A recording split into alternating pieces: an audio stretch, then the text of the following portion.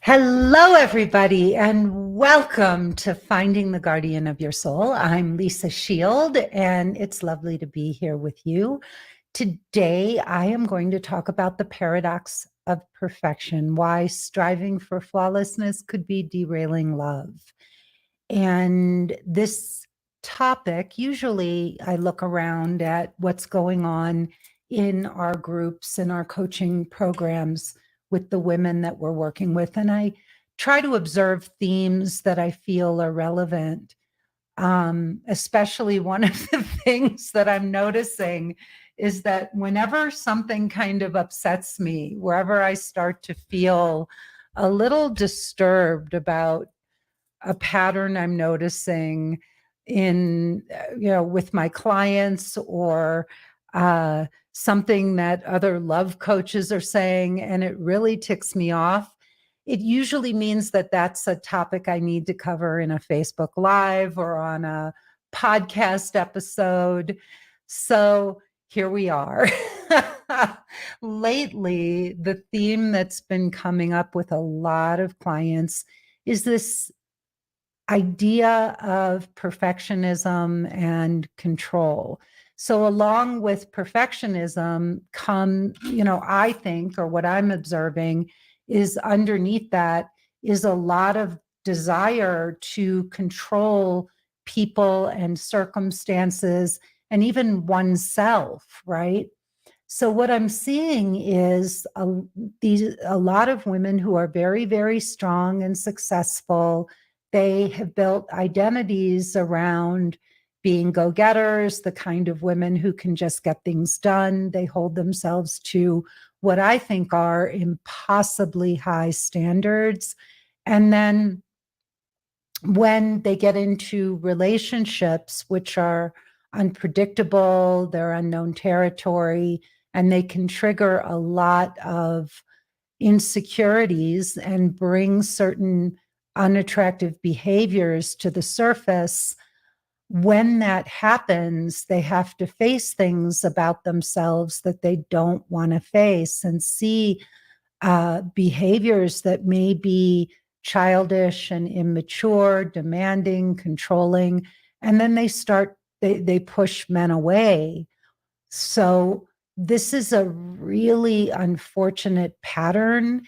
It's hard to watch women going through it because we see sometimes relationships being blown up unintentionally, but because they can't get what they want or get the guy to do what they want. And it's so uncomfortable for them not to be in complete control of the situation that sometimes what happens is they may sabotage something and then regret it after the fact. And what I see is sometimes how hard these women are, not just on men when they don't get what they want, but then how hard they are on themselves when they have to look at their dark side, or as some people say, their shadow side.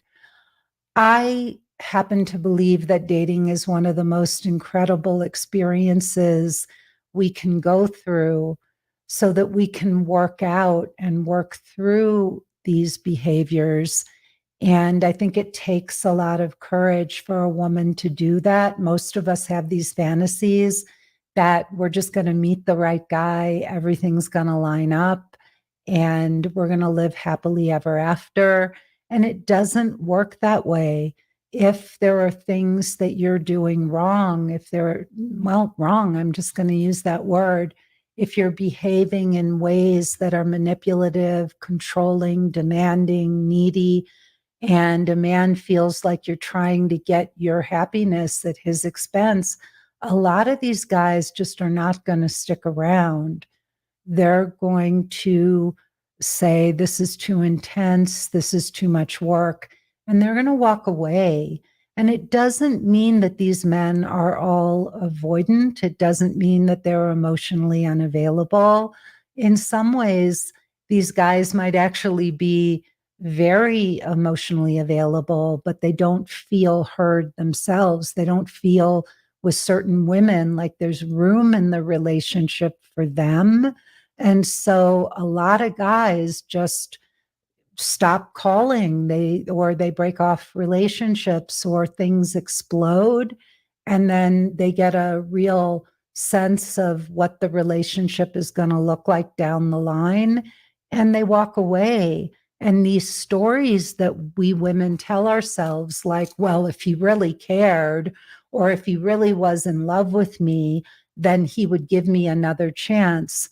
But I know for myself, once I started to really get clear about relationships and human behavior, there was a certain level of emotional intelligence that I had achieved within myself and that I expected from a partner. And when I saw certain behaviors and I saw the writing on the wall, once I got clear about how emotionally intelligent a man was, I would walk away and I would just cut my losses. Um, I had a man right before I met Benjamin. I'd never heard the word avoidant before. It was way before I read the book Attached or Men Who Can't Love. And he was so egregious. He started, in the beginning, he pursued me. And for a number of reasons, I thought that this might have been my guy. I decided to go for it and give it a chance. And very quickly, he started to exhibit what I now understand is avoidant behavior, avoidant personality disorder. And he started to pull away, get hot and cold, distance himself from me.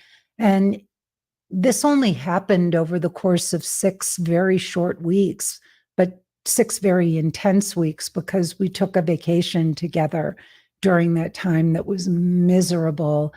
And once I got clear on what was going on, that this person just was not ready to have the kind of relationship I wanted, I cut it off. There was no going back. And he did reach out to me a couple of times to try to reconcile after I ended it. And it was a clear, hard no for me. Now, a lot of women, a lot of people would say, yeah, but shouldn't you have given it a chance and whatever? That kind of behavior was so extreme and so egregious and so hurtful. It was really hurtful what he did and how he attacked me and did this character assassination of me, that I just thought, I don't want to be in a relationship with somebody who doesn't like me. And I thought that these behaviors were so deeply ingrained that it would have taken years of therapy for this man to change, if he could have, if he even could have. And I just wasn't willing to go through that with him. I'd been in a 13-year marriage with my ex-husband, who in the very, very end, I realized was a pathological liar. And I knew by that point that somebody had to show up, you know, as they say, he had to be in move-in condition. Like, I did not want another fixer-upper, and I knew I wasn't a fixer-upper anymore. So I walked away, and I can see where certain behaviors are just like writing on the wall. They're like it's like neon signs for men, get the hell out of here, run as fast as you can. And these behaviors, as much as, we want to think, oh, I'm so spiritual and I'm on a personal growth path and all, one of the problems is that when it comes to falling, in love, surrendering to a relationship and to a partnership with another person, it can be so frightening for some of us that we really do get so scared in that process that we become intense, like the intensity that I see some women exhibit is just, it has to short circuit men, and what often happens is when things derail, when you're in it, when you're in it and you're trying to reconcile and work through things, that's one thing. But then once things derail and one person sits back and really sits with what's going on, they can start to see that this is much deeper than they thought, and that it's probably better to cut their losses and leave rather than keep trying and waiting and seeing if something can, get worked out. So, um, a lot of women in the corporate world, especially, are conditioned to chase milestones relentlessly. As they go up the corporate ladder, it has rigorous metrics of success, and it often pushes women to adopt a very masculine orientation to their lives. They become, very determined, and they have a goal oriented mindset. And what happens is this becomes the way they start to do their personal relationships as well, or their romantic relationships. And when that pursuit, that mentality of achievement spills over into their love lives, it can make it very, very, very challenging for men who don't want that in their love lives, in their relationships with women. They get that all day long at work with other men in the corporate world, and they do not want to have that kind of dynamic with a woman. They don't want everything to feel like like a business negotiation. So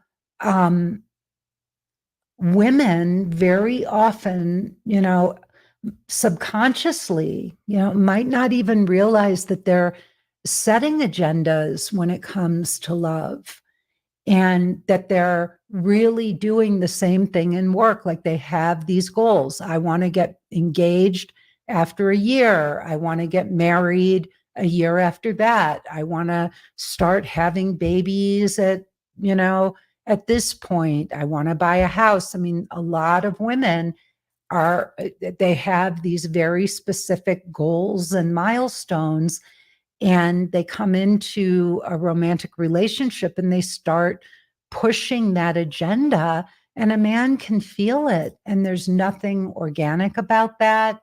A man may need more time. He may move more slowly than a woman. He may feel that he's gone through a divorce or other bad relationships, and he needs time to see if this is the right partner. And a woman who has an agenda and milestones that she's trying to hit may miss all of that and not make room for a man who may be moving at a different pace and may be looking for different signs than she is of whether or not she's the right partner for him. And when they have this perfectionism facade, a lot of these women start to take it personally when a man isn't moving at her pace and saying and doing the things she feels he should be by by a certain time. And then what happens is that woman can start to get manipulative and controlling. And it doesn't feel for the guy like this relationship is progressing naturally. He starts to feel manipulated and boxed into these predefined roles and timelines. And it actually starts to have the opposite effect of what she wants. She starts negotiating, she starts getting anxious, and it really will derail all of this. One of the hardest things, I think, for anybody, woman or man, to understand is that there really is this incredible spiritual component to developing a romantic relationship. And if you do not respect the spiritual tenets of how this has to unfold, There are no timelines. There is no agenda. It really is um, a much more spiritual dance than a timeline, right? An agenda, a calendar, milestones. When I was doing before I met my husband, I had been doing a lot of personal growth work. One of the mistakes I see many people make with personal growth work is that they get it intellectually, they get it conceptually, but they don't really live it. They're not really applying it to their day-to-day lives and using those tools to evolve themselves. So when I was doing this work, I was in a group with Don Miguel Ruiz, and I got my master's in spiritual psychology. I was in a 12-step program. All of these things were spiritual paths, each one of them. 12-step, my work with Don Miguel, and my master's in spiritual psychology. And what I realized at some point when I was doing all this work was that the epiphanies I would get, where I would go, aha, I get this, it makes sense, I understand it, only were good insofar as I then implemented whatever insight or breakthrough I had into my way of beingness, right? My way of being. And so I focused more on how do I put these spiritual principles into practice.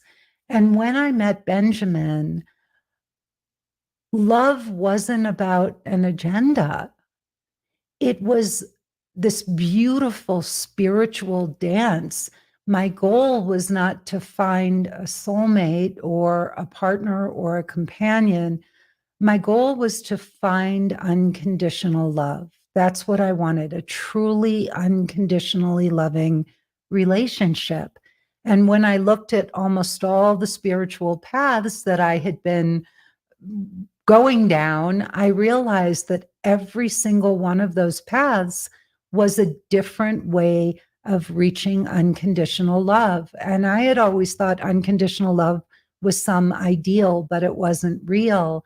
And I began to see that no, this really was real, but that in order to have or receive unconditional love, I had to first be willing to give it, which meant I had to find a man who I respected, who I admired, who I didn't want to fix and change, and who I could accept exactly the way he is. And I know doesn't sound like an easy thing to do, but I had to let go of my own inner critic. I had to let go of my perfectionist facade that I was, this perfectionist thing that I was running on myself. And I had to look at, how do I love and accept myself? How do I make room for myself to be human, to be fallible, and still love myself, even with all my imperfections? And so there were two sides to this coin. Number one, finding a man who I respected and admired, and felt was my greatest teacher, and also to be able to humble myself, accept my own flaws, and be able to love myself, especially in the moments where I made a mistake, right? And not expect myself to get it right all the time like I had in the past. When I did that to myself, it was almost impossible to grow, because there was a time where I was so incredibly hard on myself. I beat myself up so badly over every single little misstep that it made it impossible for me to take risks and chances. And that's the only way we're going to learn and grow, is to get out of our comfort zone where we don't have all the answers, where it's not safe, and be willing to not bungee jump and jump out of airplanes. Those may be thrilling things to do, but it's just as thrilling to step out of your comfort zone in your own life and risk, right? Take risks and step into unknown territories and see what you're made of, right? And so I started to learn how to do that. And part of being able to make it safe for me to do that meant that I had to be willing to fail. I had to be okay with failing and not feeling like a failure when I did. There's a difference between failing at something and feeling like a failure. So right now we have this beautiful, beautiful woman going through our program. And instead of saying, wow, that didn't work, or I made a mistake, she basically defaults to feeling like a failure. I'm not getting it. It's not making sense. Maybe I'm not coachable. And so she sets herself up she sets herself up to fail, but because she keeps telling herself she's a failure. And I see other women do this too. They make a mistake. They do something that they feel ashamed or embarrassed of, and then they beat themselves up and feel like failures for what they did. And it's the self-flagellation, the self-punishment that makes it so hard to be them. Like, we're all going to make mistakes. We're all going to get it wrong before we get it right. It's just how it goes. Like, you cannot master having a relationship like I have with my husband and have had for 21 years without making a lot of mistakes and learning what works and doesn't work.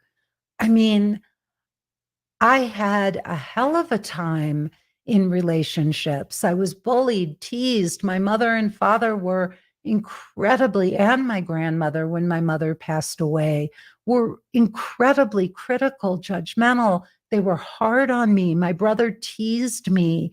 The kids at school teased me. I had to find myself. I had to love myself no matter what other people were saying.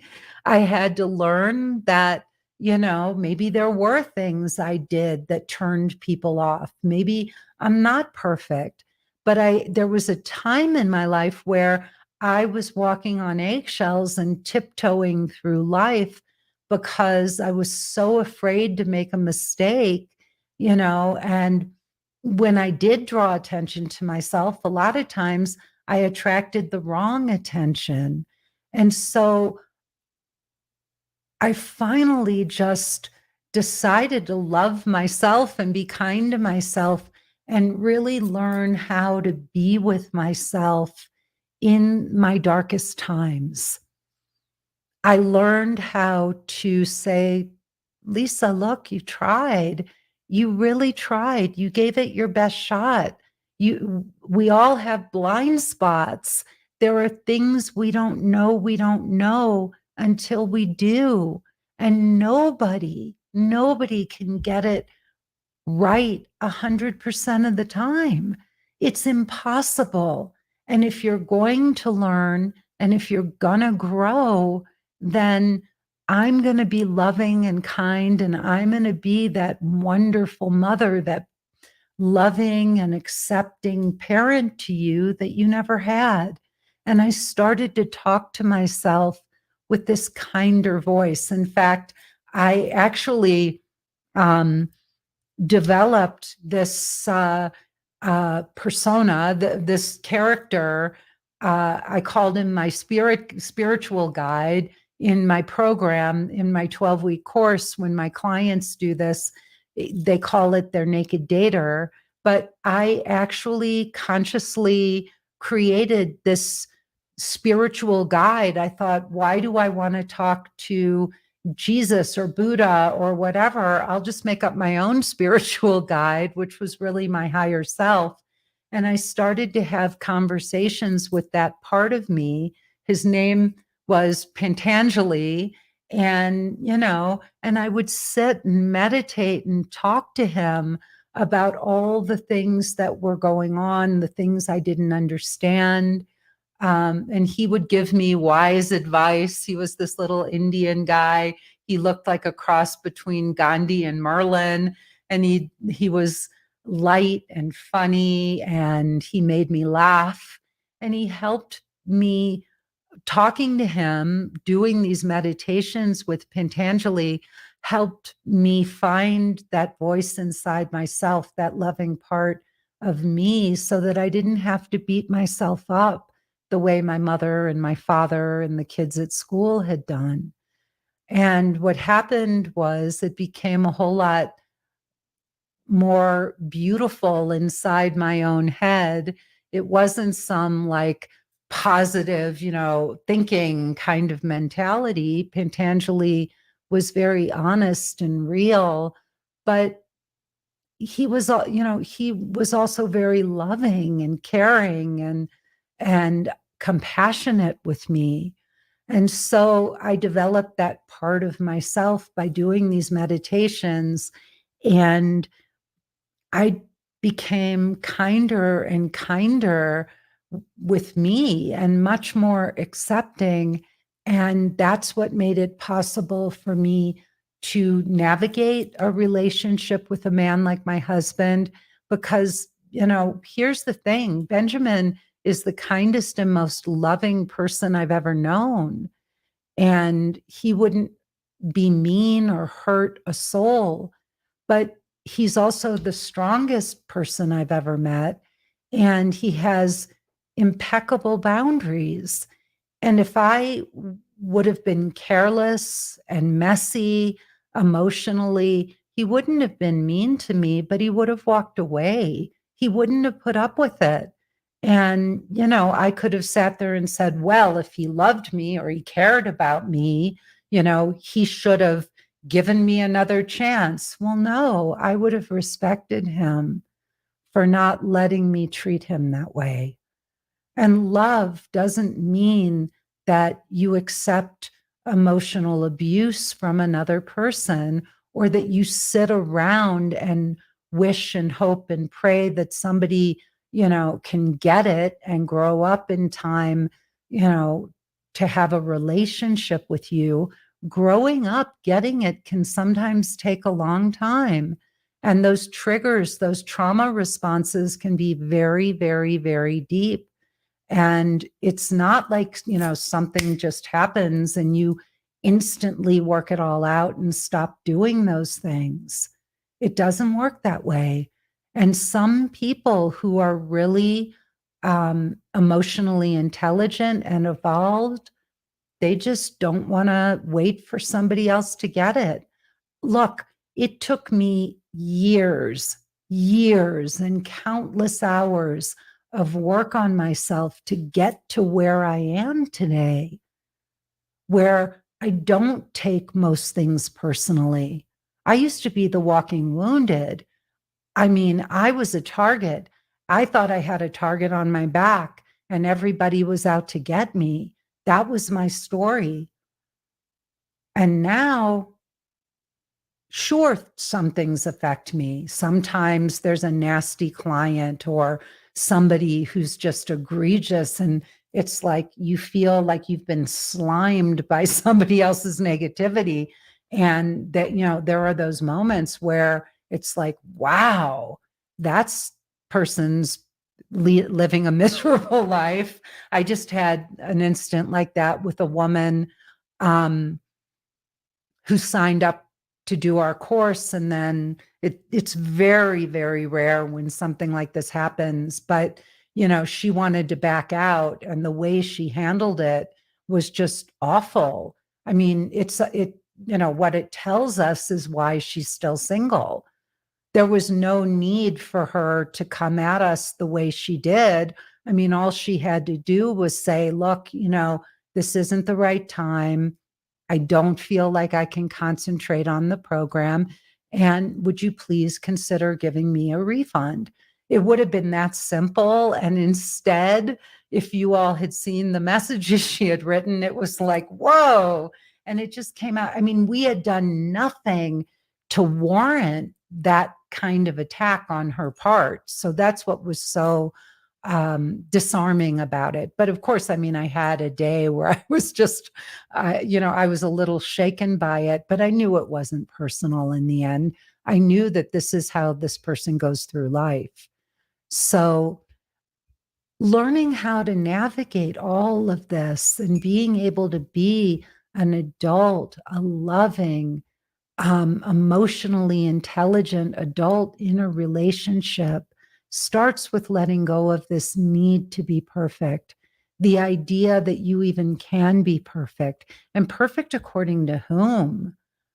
We have a client right now that if she had taken a deep breath and not been so reactive, and if things hadn't, just been so magnified in her, in her head, and if she had been more measured, things would have gone differently between her and the guy that she's seeing. But because she wants things the way she wants them, she wants it to be according to her perfect plan that works for her, but wasn't working for him. And every time something came up, there was just this incredible, severe reaction when she couldn't control the outcome, to the point where she blew up the relationship. And now they're having to see if this is going to work or not. It's a heartbreak because she's one of the most beautiful, intelligent women I know. And my fingers are crossed. In her heart of hearts, she wants this to work out. And I hope to God that there is an opportunity, a second chance, and that she can. I know she's got everything it takes to be able to work through this. And, sometimes you have two wounded people, and when something gets triggered for one, it triggers something for the other person. So we'll see. But you can't be in a guardian of your soul relationship and try to be perfect. I think the reason why Benjamin and I have such a perfect relationship is that neither one of us tries to be perfect. We really try to be loving. We try to consider each other in every moment. We look at what's best, for the relationship.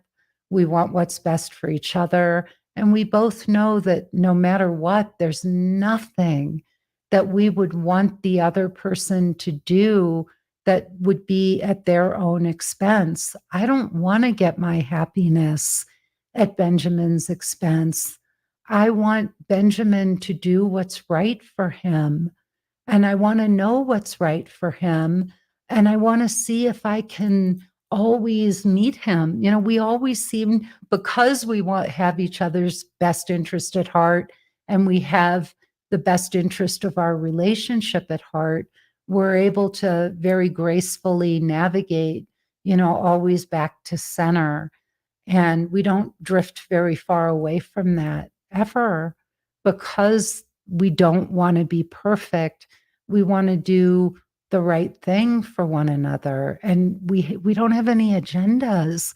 When we came to Santa Fe during the pandemic, we moved here. We didn't move here. We actually came on vacation. And there was something inside of me. I just wanted to get out of LA. I didn't know if we'd move or what would happen, but I thought maybe a move, a change would be a good thing. And at first, Benjamin, I wanted to come for 3 months. He wanted to come for a month. I think we compromised on 2 months. And then he said, call the Airbnb and see if we can stay another month. And little by little, he started to really fall in love with Santa Fe. And it was always in the back of my mind that maybe we would move here. But then he's the one who said, let's go look at some houses. LA is getting further and further away in the rearview mirror. And here we are, we've been here almost 3 years now. And it was just the most beautiful, fluid decision for both of us. We never even had a conversation about it. We just both, came towards the center and bought a house and have created our own little paradise here. So I would really start to look at your perfectionism. I think a lot of women have it. My husband and I were talking about why that is. And part of, one of the things that came up when we were talking yesterday about this was that many, women are often taught that men are going to pursue them. And so, in order to be pursued, women have to be the bait. We have to, and so within that mentality of getting a guy to pursue you, it's like, well, how do I be pretty? How do I have meet all the standards, So women often wind up putting on an act or a facade so that they can become a stereotype of what they think men are looking for. And then the saddest thing is they may capture a guy's attention by following that advice and becoming bait in that kind of scenario. But then what happens is when a guy, when the chase is over and the real relationship begins, you're not bait. You're not a stereotype. You're a real human being with needs and wants and desires and emotions. And, sometimes that does get messy. And so a guy thinks he's getting one thing and then he sees the real you, and that doesn't work. So you can't do that. One of the most beautiful things I read lately is that relationships should not be set up on this, pursuit mentality. Like a guy, men love to chase women. There are some men who do love the chase. Look, a man is going to have to work to get if you're a beautiful, put together, woman who's got a great life and all, and you really are a prize.